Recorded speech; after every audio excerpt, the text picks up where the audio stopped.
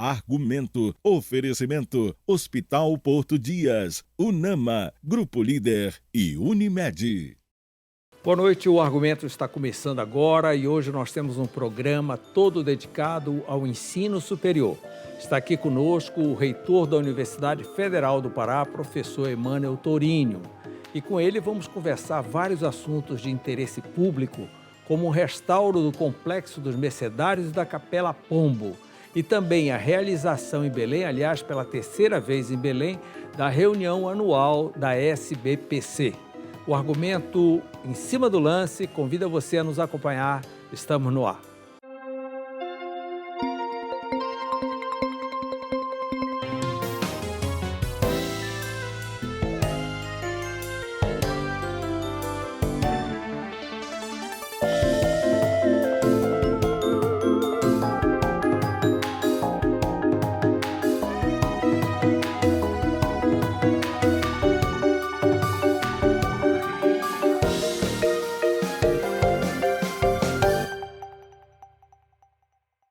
Bem, vamos nós à nossa entrevista de hoje com o reitor da Universidade Federal do Pará, professor Emânio Tourinho. Muito obrigado por ter vindo, por ter aceito o nosso convite. Para nós é um grande prazer conversar sobre a nossa Universidade Federal, que sempre é cheia de novidades, né? Sim. Boa noite, Mauro. Sempre um prazer conversar com você. Professor, algo que a gente vinha comentando em vários outros programas nossos, a recuperação, o restauro daquele Complexo dos Mercedários, que é tão bonito e que está na porta do gol, está na porta do ver-o-peso, né? Não tem quem não veja. Bem, esse complexo foi cedido para a universidade. Isso. A universidade já ajeitou algumas coisas lá por dentro, inclusive está funcionando um curso de restauro lá dentro. Mas me parece que agora saiu uma verba do BNDES, ou pelo menos a promessa, né, professor? Sim. E o que é que será feito daqui para frente? O que é que se pode esperar com referência ao Complexo dos Mercedários? Muito bem. Nós já estamos funcionando no Complexo dos Mercedários com 2 cursos. Um curso de graduação em conservação e restauro e um curso de mestrado em ciências do patrimônio. Esses cursos estão cumprindo um papel importante de formar pessoal para trabalhar na conservação do patrimônio cultural, não só de Belém, mas de todo o nosso estado. Existe algum outro lugar esse tipo de curso? Existem, é específico, né? É o único, o da Universidade Federal do Pará é o único na região norte. Existem mais alguns poucos espalhados pelo Brasil. Os alunos deste curso, inclusive, já trabalharam no projeto de restauro do Cemitério da Soledade, além de já estarem desenvolvendo projetos relacionados a outras edificações do Centro Histórico. Então, nós estamos muito felizes desse projeto, né, esse grande esforço da universidade para formar o pessoal e contribuir, não é, com a conservação não apenas do nosso Centro Histórico de Belém, mas do patrimônio cultural de todo o estado. O grupo que lidera esse trabalho, nós chamamos o Polo Mercedários UFPA, é liderado pelas professoras Thaís Sanjar, Rose Norá e Flávia Palácios, que coordenaram a elaboração de um projeto para captar recursos para o restauro de toda a edificação. Como você disse, a Universidade Federal do Pará já investiu, né, para colocar em condições de funcionamento para os cursos, ela já investiu um valor considerável, mas não tem o recurso suficiente para restaurar toda a edificação. Então, este grupo do Laboratório de Conservação e Restauro da Universidade elaborou, LACORE UFPA, elaborou um projeto e submeteu a um edital do BNDES em 2021. E ele foi aprovado inicialmente no mérito, mas faltava a aprovação do aporte financeiro, né? E isto aconteceu há pouco mais de um mês. Nós recebemos o ofício do BNDES comunicando a aprovação. Então, agora nós estamos só nos trâmites burocráticos. E não é um aporte reembolsável, né? Não reembolsável. É uma doação. É uma doação para que a universidade dê de presente para Belém, né, este patrimônio que é tão importante. Reitor, esses recursos conseguem iniciar e terminar a obra? Sim, eles são suficientes para que façamos tudo que está planejado. Inclusive a igreja? inclusive a igreja. Nós tivemos essa preocupação, ao fazer um projeto, não fazer apenas pegando a parte que está cedida ao UFPA, mas incluir a igreja do Mercedários. Então, o restauro A igreja continua sob administração da arquidiocese. A igreja continua com a arquidiocese. Nós estamos apenas com a parte que era o antigo convento dos Mercedários, não é? Mas o projeto de restauro abrange toda a área e vai começar ainda este ano, porque o dinheiro deve ser liberado em breve. E tem um foco na COP, né? Pois é, vamos trabalhar duramente para que isso esteja pronto até a próxima COP. E aí, a próxima não, a única que vai acontecer em Belém, né? E o LACORE vai acompanhar toda essa obra? Ele vai executar o projeto de restauro. Eles serão responsáveis pela execução.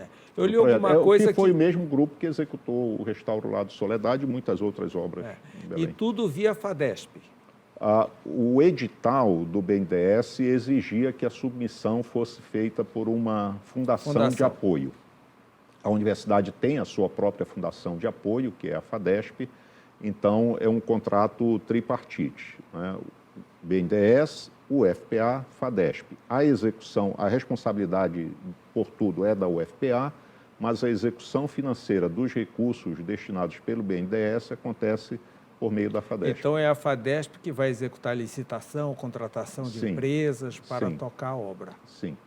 Enquanto tiver nessa reforma, deixam de funcionar lá dentro os dois cursos? Não. Nós vamos planejar de um modo que eles possam continuar acontecendo. Não é muito barulho lá, não, reitor, para que dê aula? É possível, mas eles trabalham em muitos projetos com essa condição de barulho, então não será estranho, né? Eventualmente chegará algum momento em que talvez precisem suspender, transferir para um outro ambiente da UFPA, as aulas, mas isso é fácil de ajustar. Está previsto um museu Sim. do patrimônio lá dentro. Sim. Como seria este museu? Ligado ao museu da UFPA? Não. Nós concebemos o Polo Mercedários UFPA com uma dupla função. A primeira é essa de formar pessoal, produzir conhecimento, assessorar tecnicamente projetos de conservação e restauro no Estado.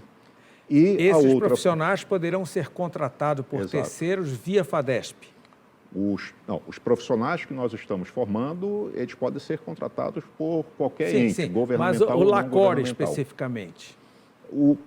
A FADESP é uma fundação de apoio da UFPA. O projeto é um projeto da UFPA. Então, ele será executado pela UFPA.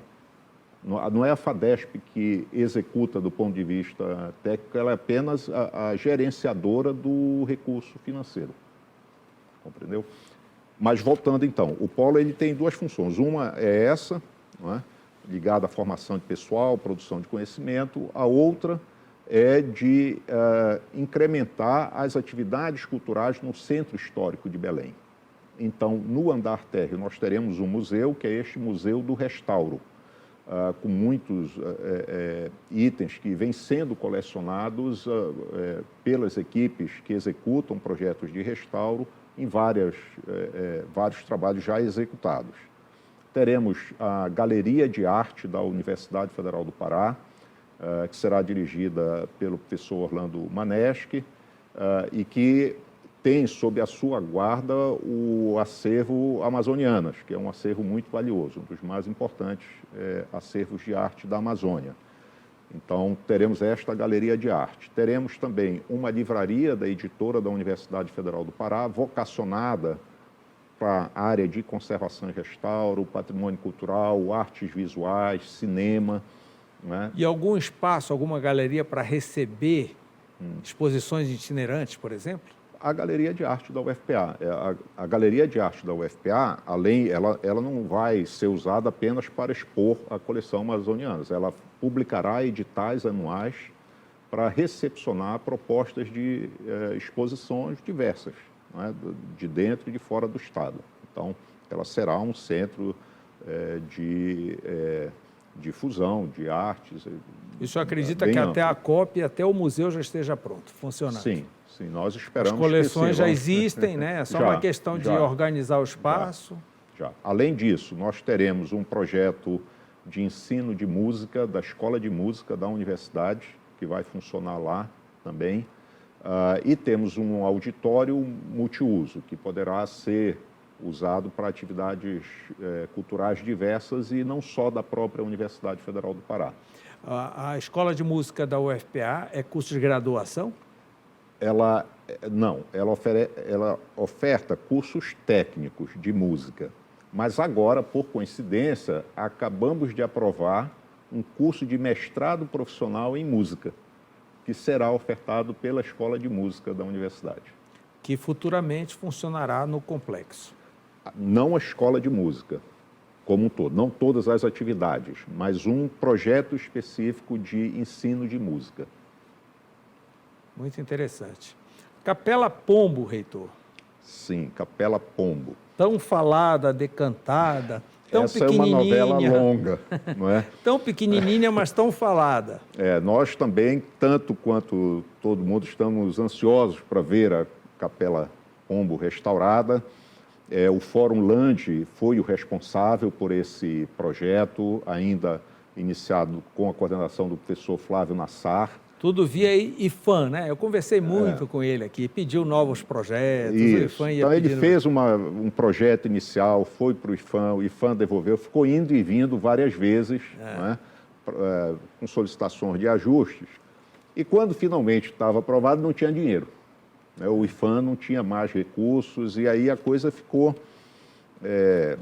na espera. Da ordem de quantos recursos? Olha, o orçamento previsto até o início deste ano ficava em torno de 1.300.000. No anúncio do PAC, recente pelo governo federal, apareceu então lá na lista das obras no estado do Pará que serão apoiadas pelo PAC o restauro da Capela Pombo, mas não diz o valor que será repassado. Nós esperamos que seja um valor que cubra todas as despesas previstas. O que é que está previsto para lá, reitor? Então, inicialmente, seria um projeto de ensino de canto gregoriano, mas isso nós ainda vamos conversar para ver se o espaço não é tão grande. Ele não é um espaço relativamente pequeno. Bem pequeno. É mais simbólico, né? Na verdade, Lande também lá? Conservação é um projeto do Antônio Lande e ele tem um valor como patrimônio cultural e que a cidade toda, né, poderá usufruir. Então, ela será restaurada e será entregue à arquidiocese? Poderá ocorrer missa, casamento, alguma coisa assim? Eventualmente pode acontecer qualquer uma dessas atividades, mas, em princípio, ela vai ser um espaço da própria Universidade Federal do Pará, que vai acolher um projeto da Universidade Federal do Pará, mas será aberta à visitação da população e, eventualmente, como qualquer espaço da universidade, né, poderá ser cedido para algum evento. Essa questão de recursos, de verba, que no governo Bolsonaro foi tão complicado, era contingenciado, era aqui, ali, o senhor estava sempre se equilibrando. Sim. Esses últimos 6 meses, a coisa andou? Melhorou, mas nós ainda estamos com um orçamento que foi feito pelo governo passado, né? Então, é um orçamento ainda muito restritivo. Nós tivemos um aporte adicional de recursos pelo atual governo que nos permitiu reajustar as bolsas dos alunos, as bolsas acadêmicas e os auxílios da assistência estudantil. Foi só o que deu para fazer, porque eram bolsas e auxílios que estavam congelados há cerca de 10 anos, então já tinham perdido a maior parte do seu valor e era indispensável começar a recompor, não é?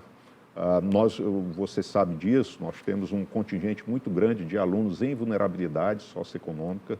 Aproximadamente 85% dos alunos da Universidade Federal do Pará vêm de famílias em condição de vulnerabilidade socioeconômica. Então, essa política de assistência estudantil tem um papel fundamental para garantir que o projeto de inclusão funcione. Não basta você abrir vagas e trazer, né, a população excluída para a universidade se você não der condições para que esses alunos permaneçam. A Universidade da mantém a Casa dos Estudantes, onde eles podem ficar hospedados? Nós inauguramos este ano a primeira casa do estudante de Belém, porque a UFPA não tinha uma casa própria de estudante. Tinha um espaço que era alugado e que a universidade apenas ajudava os estudantes com algumas coisas para manutenção, mas não era um equipamento da própria UFPA.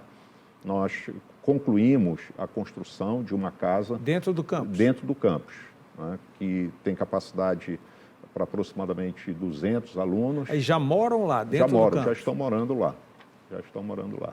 É a primeira casa da própria UFPA em Belém. Nós também construímos o restaurante universitário está sendo tocado normalmente, Sim. não houve nenhum problema após pandemia, não? Houve financeiro, né? Mas a gente está dando conta. Mas só concluir, nós também construímos e entregamos uma casa do estudante em Cametá e reformamos a de Altamira também e expandimos. Restaurante universitário a todo vapor, só que com o empobrecimento maior da população, a demanda é maior e os alimentos encareceram bastante, né? Então, mas ele é restrito ao alunado? Ele tem uma identificação aos alunos da UFPA com preço subsidiado. E ele é também aberto aos servidores e servidoras da UFPA, mas aí a um preço não subsidiado. Deve ser muita gente diariamente, não? Uma coisa... São cerca de 8.000 refeições que servimos. E há demanda para muito mais. Que a gente precisa, novamente, mais investimentos para Heitor, expandir. com todo esse laboratório que o senhor tem lá, servir 8.000 refeições, seria a hora da universidade pensar num curso de hotelaria, né? Num curso de culinária. O senhor não acha? O senhor tem um laboratório lá já. Você fala isso e eu sempre concordo. Eu acho que nós precisamos, assim como acabamos de falar da necessidade que a cidade e o Estado tinham de formar pessoal, não é, para a área de conservação do patrimônio cultural, nós precisamos formar gente também para essa área de hotelaria. Temos também uma ideia de criar um curso de gastronomia. O problema é que nós não podemos fazer isso sem que o governo nos... autorize a contratação de pessoal. Exato. Não nós tem dentro do quadro da universidade, não. O senhor não teria como dispor. Não, e nem temos autonomia para contratar mais professores, mais técnicos, sem que o governo aloque as vagas para isso. Isso tem que ser uma autorização nacional para todas as federais, o que torna a coisa mais difícil. E depende de um projeto de lei que Mas vai olha, para o aproveite Congresso. a argumentação da COP, que estão liberando muita coisa em função disso, e há essa carência clara em Belém, clara. Sim. Nós estamos começando a importar garçons de Pernambuco. Não é? Nossos restaurantes estão cheios de garçons de Pernambuco. E o pessoal daqui não tem vez porque não tem treinamento adequado. Agora, para essas áreas de formação técnica, não dependeria da universidade. Sim. Não é? Quando a gente fala da universidade, a gente está falando dos cursos de graduação. Cursos técnicos podem ser oferecidos por outros entes, inclusive pela própria UFPA, mas não dependem, não é, da universidade para serem oferecidos. É preciso ter uma mobilização da sociedade para garantir essa formação mais ampla aqui. Novas vocações, por exemplo, a universidade mantém um curso de tecnólogo em petróleo, creio eu que seja esse nome, em Salinas. Engenharia de exploração e produção de petróleo. Já está definido, e tudo leva a crer que já no início do ano o presidente Lula deve liberar que a exploração da margem equatorial, é o que se tem lido ultimamente, que Belém será a sede da região de exploração. O curso está lá em Salinas. Tá? Aí que eu lhe pergunto, é a vocação imediata. Salinas está carecendo de algo de culinária, de hospedagem, cheio de resorts surgindo lá e sem mão de obra treinada. E nós aqui precisamos dessa engenharia de petróleo. Isso não vai ser problema. Não vai ser problema porque onde nós ofertamos o curso é secundário para o atendimento do mercado de trabalho. Então, havendo oportunidades, esses engenheiros formados em Salinas, eles assumirão postos aqui. Isso não é problema. O curso foi colocado em Salinas porque Salinas, quando foi pensado. Foi bem falado sobre isso. Era o point. Era a referência para essa proposta de exploração de petróleo na costa paraense. Eu estou vendo aqui no Suriname, na Guiana, os profissionais estão vindo da Europa. Nós não temos nem aqui no Brasil, tem vagas lá. Vagas disponíveis, pagando em dólar, muito bem, e nós não temos profissionais. Nós formamos geofísicos, muitos deles aptos a atuar na área de geofísica de petróleo. Não é? Agora, muitos deles vão embora daqui porque também há poucas oportunidades de trabalho aqui. Possivelmente, havendo esse projeto, muitos ficarão aqui. Lá em Salinópolis, nós criamos engenharia de exploração e produção. Um parênteses. Nós abrimos mais um curso lá, que é engenharia costeira e oceânica, que também será uma demanda grande. Demanda, Quando há esse movimento em torno aí da margem equatorial, a universidade é consultada? Consultada pelos entes que decidem sobre isto, não. Mas nós temos pesquisadores que você conhece, não é isso? Já entrevistei vários, mas eu não vejo uma manifestação da universidade. A impressão que se tem é que falta ciência, inteligência na nossa região, porque a universidade não se posiciona. Não, eu sei que não falta, eu sei, mas é preciso que todos saibam também. Vem um técnico lá de São Paulo e diz é isso, vem alguém do Greenpeace e diz que é aquilo e pronto. E nós que moramos aqui, que estamos aqui ao lado, ficamos calados. Mauro, há muitos pesquisadores aptos a emitir pareceres técnicos, opiniões fundamentadas sobre isso na nossa universidade. Eles estão fazendo isso, agora eles fazem isso no ambiente que nos é próprio, que é o ambiente científico. Acadêmico, sim. Acadêmico-científico. Sempre que demandados, por exemplo, o nosso pesquisador principal nessa área é o professor Nils Asp, do Programa de Biologia Ambiental do campus de Bragança. Ele foi convidado pelo Congresso Nacional para ir lá no Congresso Nacional explicar as pesquisas que ele tem feito sobre a foz do Amazonas. E essa questão da exploração do petróleo aqui na costa, né, na margem equatorial, você sabe que é controversa. Não é?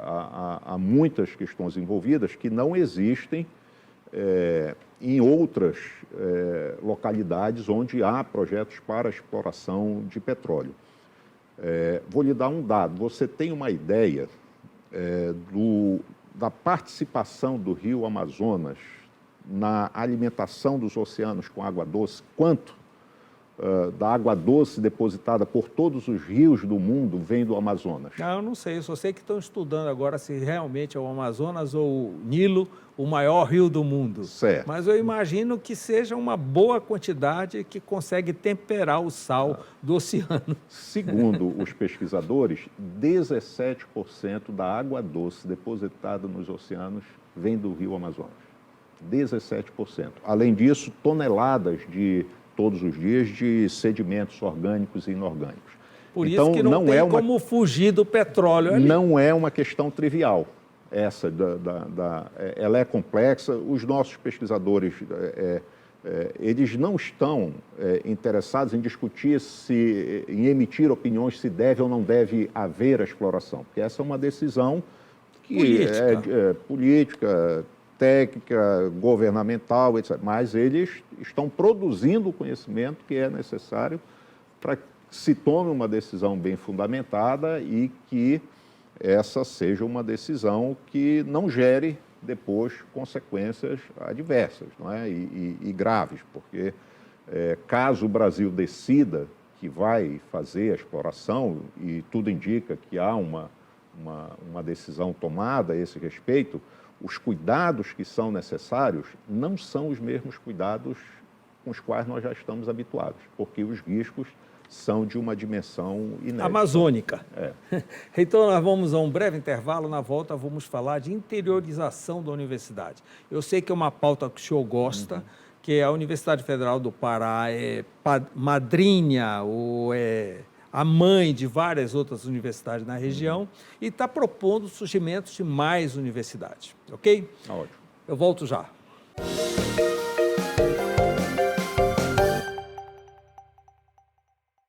Argumento. Oferecimento. Hospital Porto Dias. UNAMA. Grupo Líder e Unimed.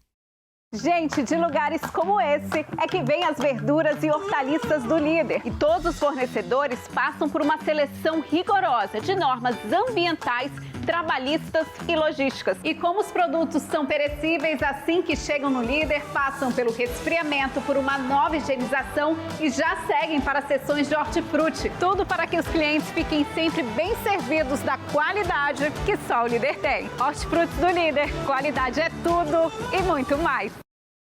Um dia ele vai crescer e lembrar de todo esse cuidado. E cuidará assim dos próprios filhos. E a vida segue, uma vida cuidando da outra. A maior cobertura hospitalar e diagnóstica do Pará agora tem plano de saúde, Porto Dias Saúde, para fazer ainda melhor o que o Porto Dias mais sabe fazer: cuidar da vida, da sua vida. Porto Dias Saúde, o plano da sua vida. Aqui tem sol, tem verão, tem cuidado. Tem sorriso no rosto, tem o calor da estação. Tem água para hidratar e aproveitar a vida. Aqui tem proteção para sua pele.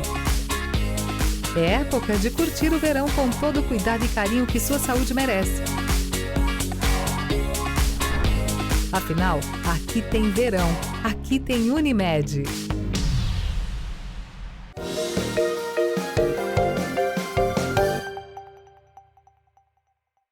Bem, nós estamos de volta com o Argumento e a nossa conversa com o reitor da Universidade Federal do Pará, professor Emanuel Tourinho. Professor, nós falávamos no bloco anterior sobre a interiorização da universidade, o surgimento de novas universidades federais no Pará, que pouca gente sabe, mas é uma demanda que inicia dentro da UFPA. O UFPA que prepara os projetos das novas federais, não é isso? E o senhor tem previsto dentro da UFPA hoje uma universidade no Tocantins, uma universidade no Marajó e outra lá na região de Altamira, me parece, não é? Como anda isso? Bom, a criação de novas universidades, ela é importante por várias razões. O Brasil tem uma taxa muito baixa de acesso à educação superior, não chega a 20% da população que tem acesso à educação superior. E essa taxa é mais baixa ainda na Amazônia. Então, nós precisamos expandir a oferta, as oportunidades para que a juventude da Amazônia chegue à universidade. Todo ano, quando nós fazemos o vestibular, nós temos os candidatos que são aprovados, que são aqueles que alcançaram a nota para entrar na universidade. E os que são classificados, que são aqueles que conseguiram as melhores notas e ocuparam as vagas. Então, todos os anos, além dos classificados, nós temos 35 mil candidatos que alcançam as notas para entrar na universidade, mas não entram porque não há vagas suficientes. Então, nós temos que trabalhar para expandir na medida da criação de novas universidades, aumentam as vagas. Não Sempre. São só aquelas que a UFPA hoje opera. Exato. É aí que eu ia chegar. Cada vez que um campus da universidade dá origem a uma nova universidade, esta nova universidade recebe um aporte de recursos e de vagas de professores que permite que ela abra muitos novos cursos, não é? Então, um campus que tem 2.000 alunos, quando vira universidade, vai ter 7.000, porque vai criar muitos novos cursos, não é? Contratar muitos novos docentes. E, então, a universidade tem elaborado projetos e tem apresentado esses projetos ao governo, na expectativa de que nós possamos ter mais universidades no estado. Então, nós temos um projeto para a Universidade Federal da Amazônia, Tocantina, que levaria, né, seria formada pelo desmembramento do campus de Cametá, do campus de Tucuruí e o campus de Abaetetuba. Temos um projeto para a Universidade Federal do Nordeste Paraense, por desmembramento do campus de Bragança, campus de Capanema e campus de Salinópolis. Temos um projeto para a Universidade Federal do Xingu, que pode ser criada por desmembramento do campus de Altamira, e pensamos que é muito importante também haver uma universidade federal no Marajó. E caso venha a ser criada, poderia ser por desmembramento do campus de Soure e do campus de Breves. E a saída desses campos hoje operados pela UFPA não diminuiria o número de vagas da UFPA? Sim, mas ela continua crescendo. Pra você ter uma ideia, né? Nós já demos origem à Universidade Federal do Amapá, à Universidade Federal do Oeste do Pará, à Universidade Federal do Sul e Sudeste do Pará. E somos hoje a segunda maior universidade federal do Brasil. Em número de alunos. Isso. Quantos alunos são? 50 mil. Sendo 40 mil de graduação, 8 mil de pós-graduação e 2 mil de cursos da educação básica, cursos técnicos e tecnológicos. Direito continua sendo a maior demanda, reitor? Isso muda a cada ano. Né? Sempre direito e medicina são muito disputados. E agora entrou psicologia. Psicologia agora está... Por incentivo seu? Não, eu acho porque a sociedade está demandando cada vez mais o trabalho, né, de psicólogos e psicólogas. Saúde mental entrou no palco. Com certeza. E o curso de comunicação também é sempre muito disputado. O que falta para a Universidade Física. Federal do Pará ter uma emissora própria de rádio, de televisão, como várias outras federais têm? O básico, recurso. Mas, por coincidência, o governo federal chamou as universidades que não têm rádio e televisão para uma conversa e estamos nesse diálogo para construir uma proposta que possa levar à criação de uma TV universitária. Nacional, em rede nacional. O que o governo está colocando em discussão é a possibilidade de cada universidade ter uma TV que tenha um conteúdo de 8 horas diárias que seja conteúdo local. E o outro tempo da programação seria preenchido com uma programação nacional. Muito interessante. O senhor acredita que ainda sai esse ano, né? Eu acho que tem chance da decisão ser tomada este ano. Agora, até a implementação, aí vai depender do aporte de recursos, a contratação, a aquisição de equipamentos. Reitor, a que o senhor atribui uma taxa de evasão do alunado tão grande, principalmente na área de tecnologia? Há várias razões. A primeira e mais básica é que é a educação básica. O aluno chega à educação superior com uma formação em ciências não adequada, matemática muito limitada. Então, os alunos das áreas tecnológicas estão entre os que mais sentem, não é, essa limitação. Um outro fator gerador de evasão é a condição socioeconômica. Quer dizer, os alunos... O trabalho imediato tira o aluno da sala de aula. Em muitos casos, sim. Por isso, as políticas de assistência estudantil são tão importantes. Não é? Agora, veja, no Brasil, a taxa de sucesso nas universidades públicas gira em torno de 60%. Na Universidade Federal do Pará, a nossa taxa é em torno de 75%. Então, ela é muito boa, está entre as melhores. Mas alguns cursos têm taxas de sucesso mais baixas e evasão maior. Nesse seu período, na sua gestão, algum curso morreu, sumiu? Não. Ao contrário, nós criamos mais de 40 cursos novos, entre cursos de graduação, mestrado e doutorado. E acabamos de ter aprovados pela CAPES mais 8 cursos de mestrado e doutorado. Hoje, não sei se eu já comentei isso com você, a Universidade Federal do Pará é a 6ª instituição no Brasil com maior número de programas de pós-graduação. Sua opinião para a ideia de cobrar os cursos de pós-graduação? Eu sou ao contrário, absolutamente. Por essa condição socioeconômica difícil. Sim. Se você institui a cobrança, nós temos que pensar que nós estamos no Brasil, não é? Onde qualquer ideia é rapidamente capturada, não é? De modo a prejudicar as pessoas mais pobres. Então, inevitavelmente, nós elitizaríamos a universidade e o aluno carente deixaria de ter acesso. E veja, o talento para a ciência está em todo lugar. Nós não podemos abrir mão de ninguém. Em função dessa condição social, o turno noturno continua tendo a maior demanda?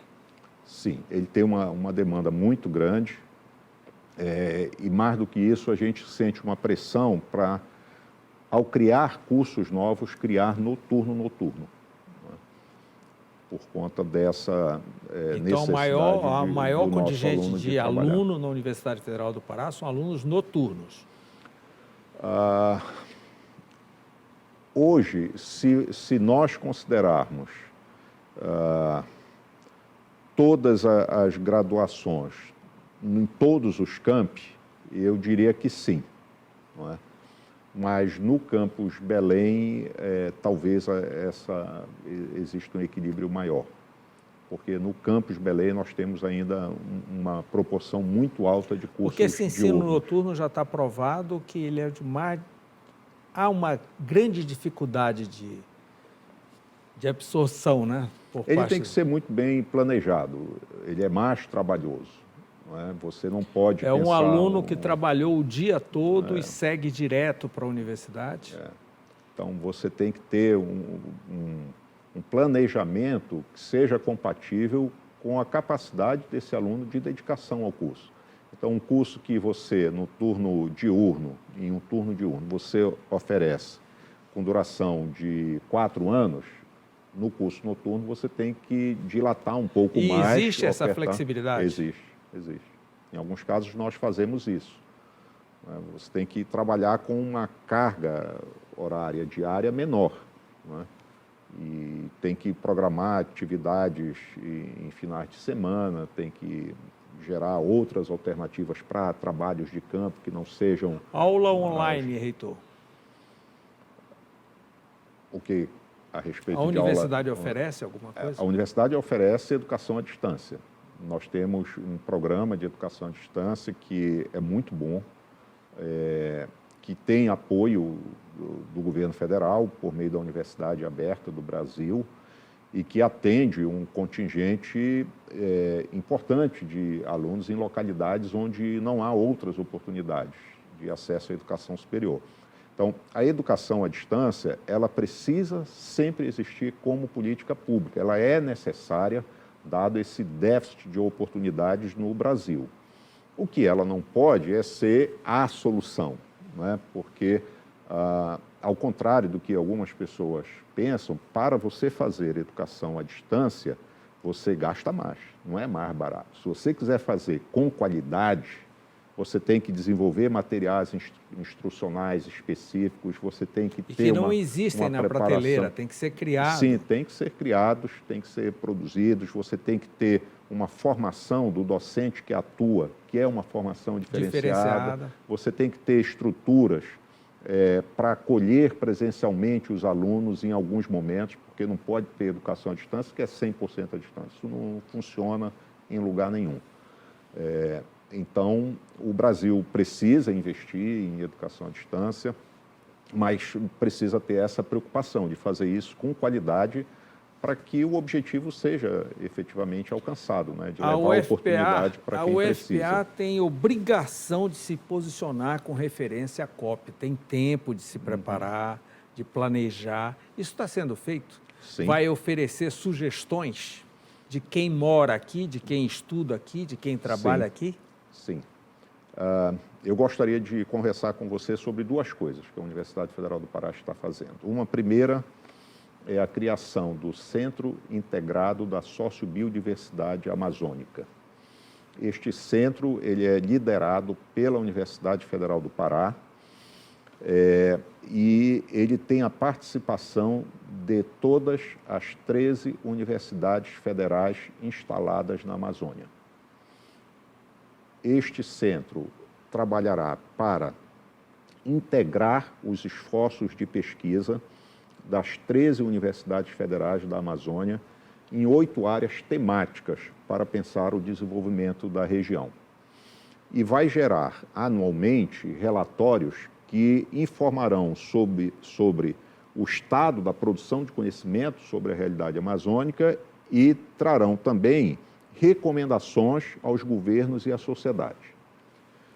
O centro ele terá uma sede na Universidade Federal do Pará, terá polos em todas as outras universidades participantes, e é importante dizer, esse grupo de 13 universidades federais, que são todas as universidades federais da Amazônia, é responsável por mais de 80% de toda a produção científica sobre a Amazônia. Então, nós definimos 8 áreas temáticas, não sei se eu tenho tempo para listar todos. Então, primeira, biodiversidade e até porque, por exemplo, eu li conservação. recentemente o embaixador Rubens Recupero dizendo que o Brasil estuda muito mais a Antártida do que a Amazônia. É porque ele não veio aqui. Né? Você sabe, um grande... Ou porque também nós não falamos para ele. Não é que só que nós não falamos. Há uma cultura no Brasil, fora da Amazônia, de pensar a Amazônia como sendo um vazio populacional e um vazio intelectual e científico. Não é? Então, as pessoas acham que o futuro da Amazônia pode ser pensado e decidido no Sudeste, porque lá é que está a inteligência que pode conceber o que precisamos. Isto não é verdade. Nós temos uma inteligência local, nós temos produção de conhecimento e nós conhecemos esta realidade como ninguém conhece. Nenhum pesquisador de fora da Amazônia conhece a Amazônia tão bem quanto os pesquisadores que estão aqui, porque eles vivem o dia a dia, entendem da de população, chuva, de farinha, de açaí. E do que o povo necessita, dos problemas que estão no seu cotidiano. Não é? E hoje, você sabe que há instituições do Brasil inteiro e do mundo inteiro que estudam a Amazônia. Né? Várias universidades estrangeiras, centros de pesquisa. Mas hoje, se você entrar nas bases de dados internacionais, a maior produtora de ciência sobre a Amazônia é a Universidade Federal do Pará. Então, se alguém quiser botar na mesa o principal interlocutor, não é, sobre ciência, não é, sobre o que se sabe cientificamente sobre a Amazônia, tem que chamar a Universidade Federal do Pará. Não é? E essas 13 universidades respondem por 80% dessa produção. Então, isso é muito substancial e nós estamos aptos a... E até uma das coisas que motivou a criar o centro foi justamente o fato de que nós queremos ter uma voz mais potente sobre esse debate, no debate sobre a Amazônia. Então, a voz do CISAM, que é o Centro Integrado da Sociobiodiversidade Amazônica, não será a voz só de uma universidade, será a voz regional da ciência amazônica ou de uma boa parcela da ciência amazônica. E seria bom entregar logo algo já pronto para a gente virar a página, porque todos os eventos querem começar do zero. Então, o primeiro dia é discutindo o que todo mundo já sabe. Pois é. Nós estamos dialogando já com o governo sobre a criação do CISAM. Já temos a declaração de apoio da ministra de Ciência e Tecnologia à proposta. Estamos construindo agora os documentos Ele ainda não está instalado oficialmente. Ainda não está instalado oficialmente. Ele já está concebido, a rede de cooperação já foi estabelecida, firmada entre as 13 instituições. E agora nós estamos atrás dos recursos, não é? Sempre eles, né, reitor? Sempre eles, mas a luta é essa, sempre. Olha, e como Belém está na crista da onda, tudo agora acontece por aqui, né? Vem mais uma vez a reunião anual da SBPC. E me parece que a UFPA será anfitriã. Né? É isso. Em outubro... Em julho do ano que vem. Julho do ano que vem. De 2024. O que significa isso? Então, este era o segundo ponto que eu ia comentar com você, que tem relação com a COP. Esta SBPC vai ser um momento de preparação da comunidade científica brasileira para a intervenção na COP 30, em 2025. E é muito importante que aconteça aqui em Belém, porque é um momento que nós poderemos garantir que esta ciência produzida na Amazônia seja amplamente conhecida, né, e que os cientistas da Amazônia tenham um protagonismo na definição dessas posições da comunidade científica brasileira. que será uma interlocutora importante nos debates que vão acontecer na COP. Muitos deles, certamente, até no próprio campus da UFPA. Deve atrair quantas pessoas, reitor? Em torno de 15 mil pessoas. Esta reunião anual da SBPC é o maior evento científico da América Latina. Então, todos os principais cientistas brasileiros de todas as áreas estarão na UFPA. É em julho do ano que vem. A universidade de férias, o alunado de férias, o campus todo vai ser ocupado pelos cientistas. Isso, exatamente. E pelos cientistas e pela comunidade. Sim, nós pela esperamos comunidade. Que a sociedade como um todo venha, não é? Os alunos das escolas públicas venham a várias exposições de ciência que são programadas para a reunião anual e debates sobre tudo. Vai ser difícil escolher não é, em qual sala entrar, o que ouvir, porque todos os temas mais importantes que vão bom. estar sendo A gente debatidos. merecia, né? Depois de tantos anos só assistindo aí fora, a gente merecia. Reitor Emanuel Torini, muito obrigado por mais essa conversa, por mais essa oportunidade que a gente está tendo de conhecer a atuação da UFPA, que para nós é sempre um orgulho. A gente provoca aqui, provoca ali, mas tem dado certo. A provocação tem dado certo. Parabéns aí pela sua persistência com referência ao Mercedários. Eu sou um que sempre cobrava, toda vez que eu passo lá, e eu passo muito, eu gosto de passar no Ver o Peso, aquilo me incomodava, né? E agora vai ser todo um complexo tão bonito, tão bonito. Muito obrigado pela entrevista. Muito obrigado, é sempre um prazer estar aqui e um prazer maior ainda falar da Universidade Federal do Pará. Ok, obrigado pela sua companhia. Na próxima segunda-feira, no mesmo horário, estaremos de volta. Até lá.